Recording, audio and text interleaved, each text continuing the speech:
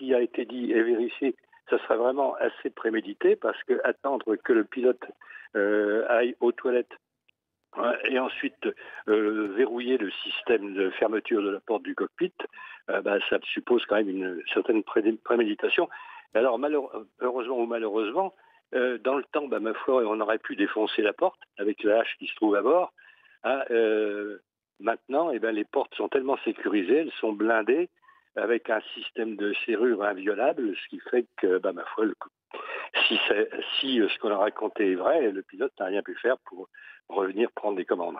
Alors, selon les dernières informations du Monde ce matin, c'est au moment du crash le commandant de bord qui se trouvait dans le Oui, cockpit et le copilote qui se trouvait à oui, l'extérieur et qui s'est donc retrouvé coincé. Est-ce que vous pouvez oui. nous expliquer comment s'organise commandant de bord et copilote lorsqu'ils sont ensemble à bord? Qui peut sortir? À quel moment?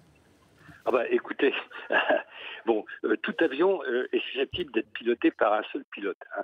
Ça, c'est une règle impérative de certification parce que il peut malheureusement arriver qu'il y a un des deux pilotes qui soit pour une raison quelconque, qu'il soit indisponible. Là, il y a eu des cas de mort, il y a eu des cas d'indisposition, d'intoxication alimentaire qui rendaient un des deux pilotes incapable de remplir sa fonction.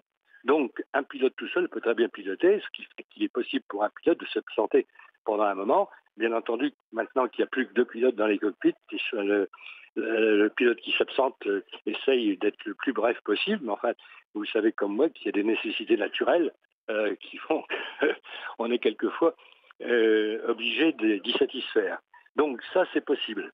Et alors, comme je vous l'ai dit, il y a sur les avions non courriers, enfin plutôt sur les avions non courriers, en général, la porte d'isolement du cockpit est à l'arrière d'une zone dans laquelle il y a des toilettes et des couchettes pour les équipages lorsqu'ils sont renforcés.